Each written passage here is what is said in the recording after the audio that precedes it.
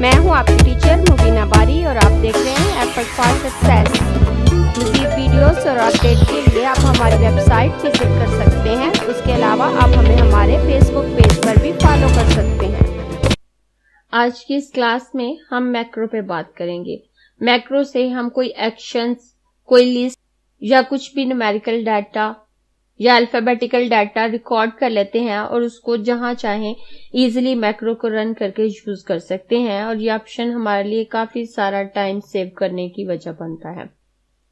जो लोग Microsoft word को जानते हैं उन्होंने वहां भी मैक्रो ऑप्शन को सीखा होगा, लेकिन माइक्रोसॉफ्ट वर्ड में मैक्रो इस्तेमाल करने में और माइक्रोसॉफ्ट एक्सेल में मैक्रो यूज करने में काफी फर्क है। वर्ड में आप इजीली मैक्रो को रिकॉर्ड कर सकते हैं और रन कर सकते हैं, आपको कोई एक्स्ट्रा सेटिंग की जरूरत नहीं होती। लेकिन एक्सेल में ऐसा नहीं है। एक्सेल में अक्सर हमारे मैक्रो ठीक से रिकॉर्ड नहीं हो रहे होते या ठीक से रन नहीं हो रहे होते, तो उसके लिए हमें कुछ सेटिंग करनी पड़ती है जो उससे हमारी ये प्रॉब्लम सॉल्व हो जाए। वैसे तो व्यू में हमारे पास मैक्रो का ऑप्शन मौजूद है, लेकिन अगर हम डायरेक्ट यहां से मैक्रो रिकॉर्ड करें या रन करने की कोशिश करें तो वो वर्क नहीं करेंगे।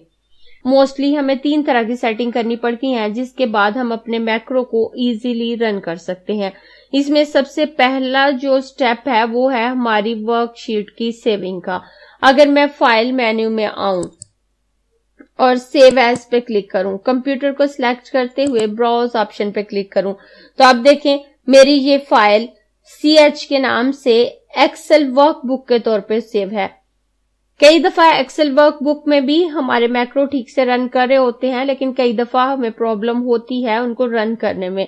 तो उसके लिए हम अपनी फाइल को एक्सेल वर्कबुक के नीचे ही एक्सेल मैक्रो इनेबल वर्कबुक के नाम से एक फाइल मौजूद है, हम इस ऑप्शन को सिलेक्ट करके अपनी वर्कशीट को एक्सेल मैक्रो इनेबल वर्कबुक के तौर पर सेव कर सकते हैं ताकि हमारे मैक्रो इजीली रन हो सके। मैं इस ऑप्शन को सिलेक्ट करूंगी। सिलेक्ट करने के बाद सेव ऑप्शन पे क्लिक करूंगी तो अब ये मेरी worksheet enable macro Excel workbook के तौर पे सेव हो गई।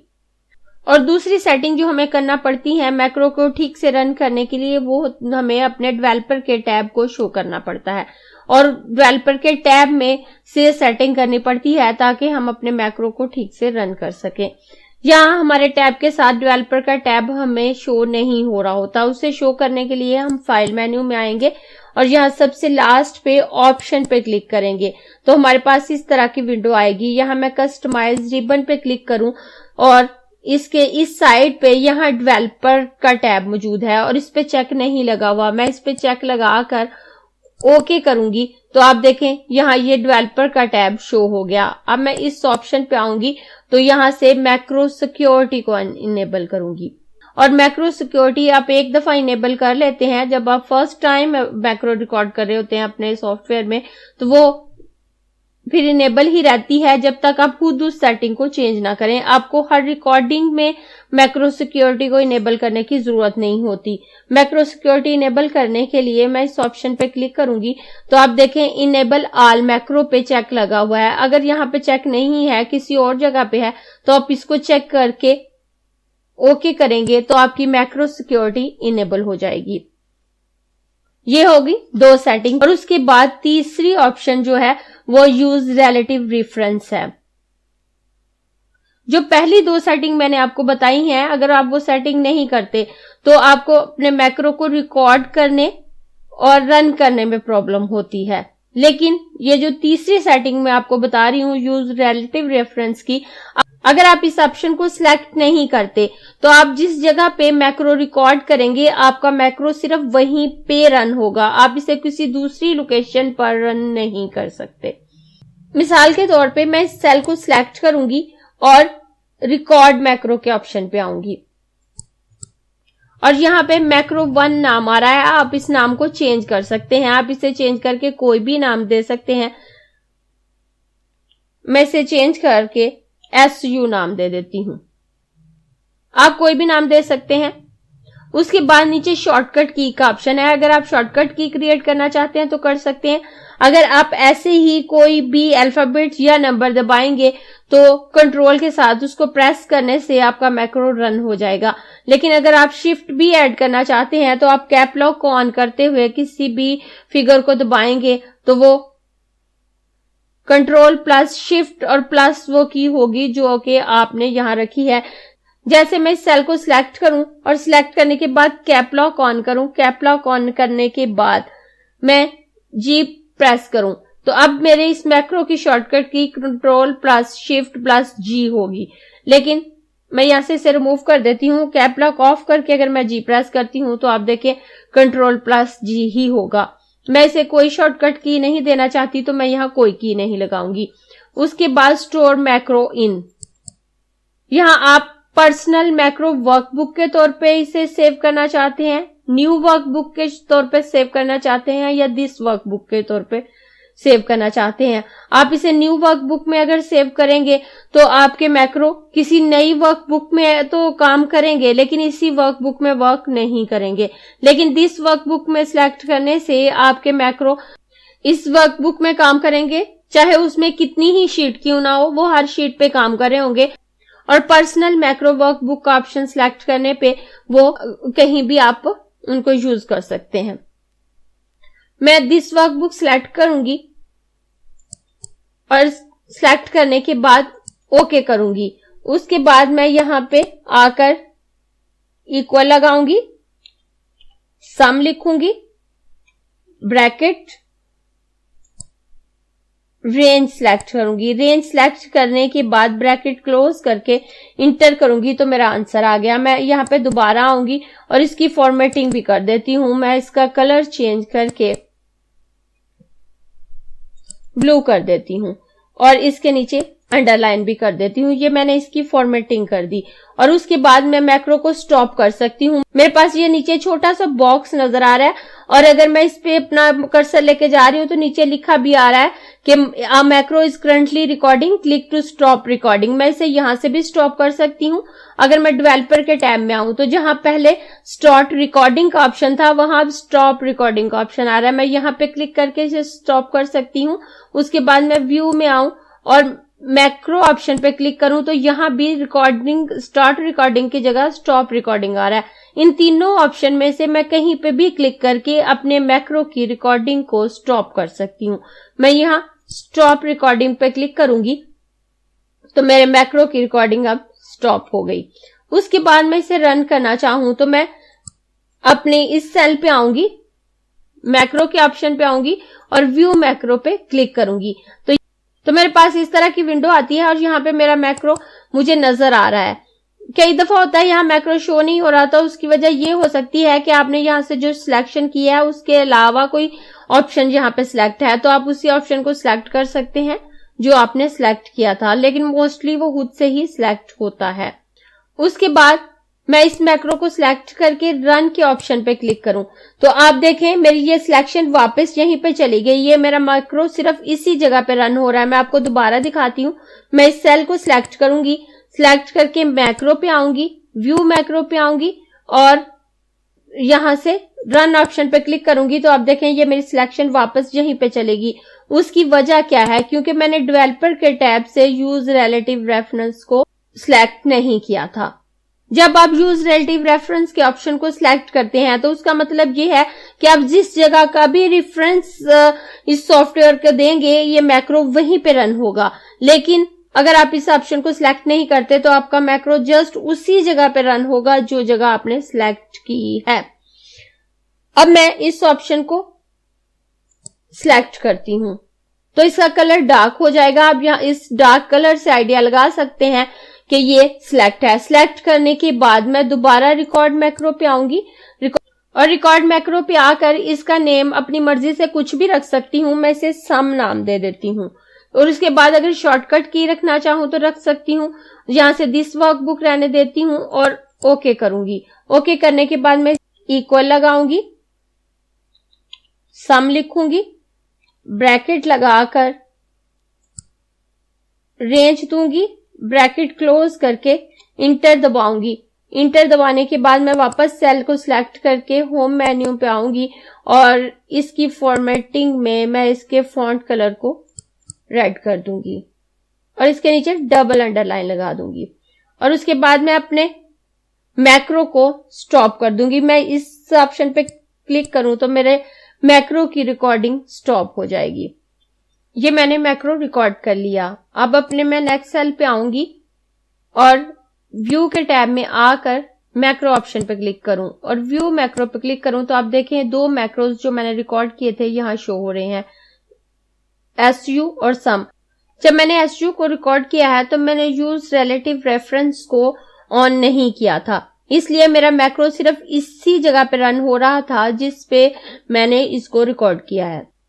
लेकिन जब मैंने सम मैक्रो को रिकॉर्ड किया है तो उस वक्त मेरा यूज रिलेटिव रेफरेंस का ऑप्शन ऑन था। अब मैं इसे वहीं पे रन कर सकती हूँ जहां पे मेरी सिलेक्शन है। इस वक्त मेरा ये सेल सिलेक्ट है, मैं सम को सिलेक्ट करूंगी और रन पे क्लिक करूंगी तो आप देखें मेरे इस सेल का एड्रेस आ गया। अब मैं इस सेल को सिलेक्ट करूंगी, मैक्रो पे आऊंगी, व्यू मैक्रो पे आऊंगी, सम सिलेक्ट करके रन करूंगी तो ये मेरा मैक्रो रन हो जाएगा। इस तरह से मैं अपने मैक्रो में किसी भी एक्शन को रिकॉर्ड कर सकती हूँ, चाहे मैं इनको सम कर रही हूँ, कोई और फॉर्मूला यूज कर सकती हूँ या कुछ भी, कोई लिस्ट जो भी चाहूं। जैसे फर्ज करें मैं इसको सिलेक्शन इसमें ऐड करती हूँ, मैं अपने इस सेल को सिलेक्ट करूंगी और डेवलपर के टैब में से रिकॉर्ड मैक्रो के ऑप्शन पे क्लिक करूंगी। मैं इसका नाम सिलेक्ट रख देती हूँ। सिलेक्ट नाम रखने के बाद ओके करूंगी और इस रेंज की सिलेक्शन बना लूंगी और सिलेक्शन बनाने के बाद मैं इस मैक्रो की रिकॉर्डिंग को स्टॉप कर दूंगी और स्टॉप करने के बाद अब अगर मैंने इसको दोबारा सिलेक्ट करना है मैं यहां पे अपनी सेल को रखूंगी और मैक्रो पे क्लिक करूंगी और व्यू मैक्रो पे आकर रन करूंगी तो आप देखें उसने इसकी सिलेक्शन ले ली। और यहाँ ना सिर्फ मैं इस सिलेक्शन को यूज कर सकती हूँ, मैं इसमें मजीद ऐड भी कर सकती हूँ और मैं इस पे बटन भी लगा सकती हूँ। जैसे आप देखें अगर मैंने इसको सम करना है, एवरेज करना है, मैक्सिमम, मिनिमम, तो बार बार रेंज लेने के बजाय मैं मैक्रो यूज कर सकती हूँ। और उसके अलावा मैं इस मैक्रो पे बटन भी लगा सकती हूँ। बटन मैं कैसे लगाऊंगी, मैं डेवलपर के टैब में आकर यहां से इंसर्ट पे आऊंगी। इंसर्ट पे आते हुए मैं यहां से ये वाला बटन सिलेक्ट कर लूंगी। सिलेक्ट करने के बाद मैं इसको ड्रैग करूं तो ये यहां पे लग जाएगा। बटन 1 क्लिक, बटन 1 क्लिक करने पे हमारा कौन सा मैक्रो रन हो, मैं यहां से सिलेक्शन वाला मैक्रो रन करना चाहती हूँ तो मैं सिलेक्ट ऑप्शन पे क्लिक कर लूंगी और ओके कर दूंगी। तो आप देखें बटन 1 मेरा आ गया। अब अगर मैं इसका नाम चेंज करना चाहूं तो नाम भी चेंज कर सकती हूं। अब मैं इसका नाम रख दूंगी, सिलेक्ट ही नाम मैं इसका रख देती हूं। अब मैं जैसे ही इस बटन पे क्लिक करूंगी तो उसके सिलेक्ट करते ही ये मेरा वर्क करेगा। अब अगर मैं कोई लिस्ट बनाना चाहूं तो मैं उसको भी मैक्रो में रिकॉर्ड कर सकती हूँ। मैं अपने माउस का कर्सर यहां पे रखूंगी, मैक्रो पे आऊंगी और रिकॉर्ड मैक्रो के ऑप्शन पे क्लिक करूंगी और यहां पे मैं अपने मैक्रो का नाम लिस्ट रख लेती हूँ और दिस वर्कबुक ही सिलेक्ट रहने देती हूँ और ओके कर देती हूँ और यहां पे कुछ नाम लिख लेती हूँ।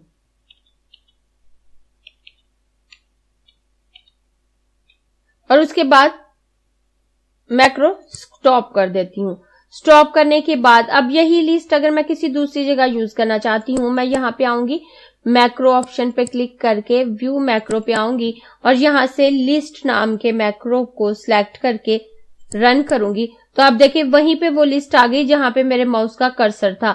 इस तरह से आप कुछ अल्फाबेटिकल वैल्यूज की भी लिस्ट बना सकते हैं या कोई डाटा आप मैक्रो में रिकॉर्ड कर सकते हैं, किसी नाम की लिस्ट, कुछ न्यूमेरिकल डाटा, वो तमाम वैल्यूज जो आपको डेली यूज करना पड़ती हैं या वो तमाम एक्शन जो आपको डेली करना पड़ते हैं आप मैक्रो में रिकॉर्ड कर सकते हैं। और बजाय इसके कि बार बार आप मेहनत करें, बार बार सिलेक्शन बनाएं, बार बार फार्मूलाज लगाएं, आप जस्ट मैक्रो में रिकॉर्ड करके उसको यूज कर सकते हैं। मैं फिर से रिपीट करूंगी कि आपको मैक्रो को अच्छे से रिकॉर्ड करने और रन करने के लिए जरूरी है कि आप अपनी वर्कशीट को इनेबल मैक्रो वर्कशीट के तौर पे सेव करें और दूसरा स्टेप आप डेवलपर का टैब ऑन करें और उसमें से मैक्रो सिक्योरिटी को इनेबल करें और तीसरी बात और मैक्रो को अपनी वर्कबुक में कहीं भी अच्छे तरीके से यूज करने के लिए यूज रिलेटिव रेफरेंस के ऑप्शन को सिलेक्ट करें। उसके बाद आप इजीली अपने मैक्रो में कुछ भी रिकॉर्ड कर सकते हैं और उसे जहां चाहें जैसे चाहें यूज कर सकते हैं। और मैक्रो रिकॉर्ड करने के बाद अगर आप किसी भी मैक्रो को डिलीट करना चाहते हैं तो आप इस ऑप्शन पे क्लिक करेंगे और व्यू मैक्रो पे आएंगे। तो यहाँ पर आप जिस मैक्रो को डिलीट करना चाहते हैं उसको सिलेक्ट करके डिलीट ऑप्शन पे क्लिक करेंगे तो वो मैक्रो डिलीट हो जाएगा। जैसे अगर मैं सिलेक्ट वाले मैक्रो को डिलीट करना चाहती हूं तो मैं इसको सिलेक्ट करूंगी और डिलीट ऑप्शन पे क्लिक करूंगी तो मेरे से पूछेगा do you want to delete macro select, कि जो मैक्रो आपने सिलेक्ट किया है क्या आप उसे वाकई ही डिलीट करना चाहते हैं। और अगर मैं यस करूंगी तो ये मेरा मैक्रो डिलीट हो गया। और उसके बाद मैक्रो को अगर आप जस्ट उसी टाइम के लिए रिकॉर्ड कर रहे हैं कि आपने काफी बड़े डाटा पे काम करना है तो आपने मैक्रो रिकॉर्ड कर लिए और अपना वर्क कंप्लीट करने के बाद आपको उन मैक्रो की जरूरत नहीं है, आप उसे परमानेंटली सेव नहीं करना चाहते, तो उसके लिए जब आप अपनी वर्कशीट को बंद करेंगे तो आपके पास ऑप्शन आएगा। जैसे अगर मैं इस वर्कशीट को बंद करना चाहूं तो वो मुझसे पूछ रहा है want to save your change.